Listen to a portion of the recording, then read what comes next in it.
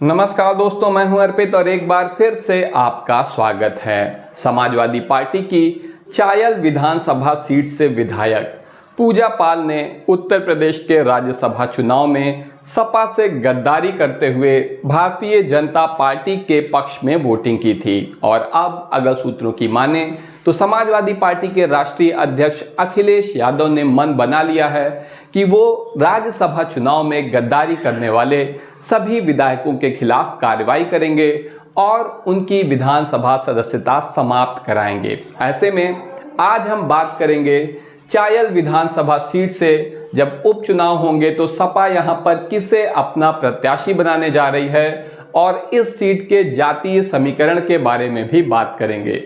तो आइए चलिए शुरू करते हैं। तो सबसे पहले हम बात करेंगे चायल विधानसभा सीट पर 2022 के जो परिणाम आए हैं। तो यहां पर आप देख सकते हैं कि चायल विधानसभा चुनाव परिणाम 2022, यहां पर समाजवादी पार्टी की पूजा पाल चुनाव जीती थी और उन्हें कुल 88,818 वोट मिले थे।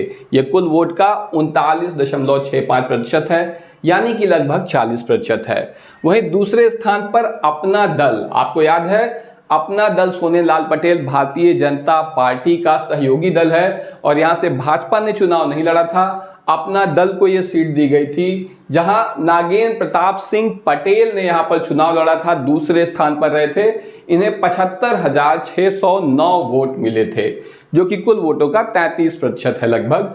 बसपा ने यहां पर एक ब्राह्मण कैंडिडेट को उतारा था 39, यहां पर अतुल कुमार द्विवेदी को, जिन्हें सिर्फ 14% वोट मिले, 31,000 वोट। तो आप देख सकते हैं कि यहां पर पूजा पाल ने काफी अच्छा चुनाव लड़ा था। समाजवादी पार्टी ने बहुत बेहतरीन प्रदर्शन किया था और बड़े अंतर से विधानसभा चुनाव में यहां पर लगभग 10,000 से अधिक वोटों का अंतर अच्छा अंतर माना जाता है। तो अच्छा प्रदर्शन किया और आराम से ये चुनाव जीत लिया था। लेकिन अब जब पूजा पाल समाजवादी पार्टी से निकल गई है, निश्चित रूप से उन्हें टिकट नहीं मिलेगा, उनकी सदस्यता जाएगी और सपा अब किसे अपना कैंडिडेट बनाएगी, ये समझने के लिए हमें यहाँ के जातीय समीकरण को समझना भी बहुत ज़रूरी है। तो यहाँ पर अगर हम देखें कि कुल मतदाता जो हैं वो किस समाज से आते हैं और कैसे कैसे प्रत्याशी हैं, तो यहाँ पर आप देख सकते हैं कि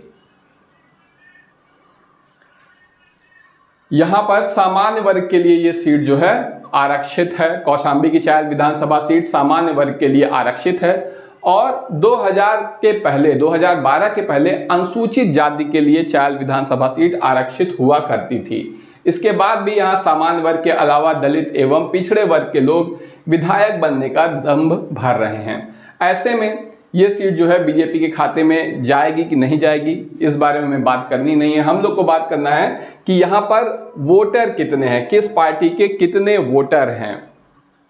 तो अगर यहाँ पर जातिगत आधार पर देखा जाए तो चायल विधानसभा में अनुसूचित जाति के वोटरों की संख्या सर्वाधिक है। पूजा पाल खुद भी जो है यहाँ पर हैं और इन्हें अच्छा समर्थन मिलता है। यहाँ पर पालों की जनसंख्या बहुत ज़्यादा है, तो यहाँ पर लेकिन सबसे अधिक वोटर जो हैं वो अनुसूचित जाति के हैं, इसीलिए बसपा यहाँ पर लगातार अच्छा प्रदर्शन करती रही है। अनुसूचित जाति के वोटरों के बाद यहाँ पर पिछड़ी जाति के वोटर भी अच्छी संख्या में हैं।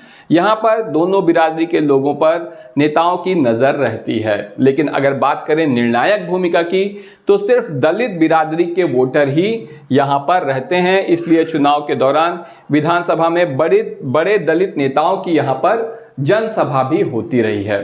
तो आप अच्छी तरह से देख रहे हैं कि यहाँ का जो गणित है वो निश्चित रूप से पूजा पाल के पक्ष में है। यही वजह है कि समाजवादी पार्टी ने इन्हें अपना यहाँ प्रत्याशी बनाया था। तो ऐसे में जब समाजवादी पार्टी के राष्ट्रीय अध्यक्ष अखिलेश यादव ने पीडीए का नारा दिया है तो इस बात की प्रबल संभावना है कि समाजवादी पार्टी एक बार फिर से यहाँ पर दलित समाज के प्रत्याशी को ही उतारेगी।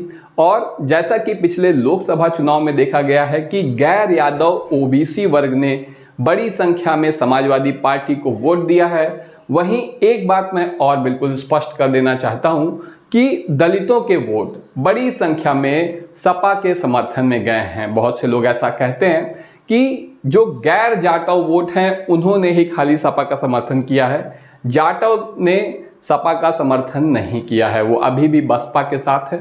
लेकिन मैंने व्यक्तिगत रूप से ऐसे बहुत लोगों को देखा है, ऐसे बहुत से मेरे मित्र हैं जिन्हें मैं जानता हूं, जाटव समाज से आते हैं, लेकिन उन्होंने सपा के समर्थन में वोट दिया है।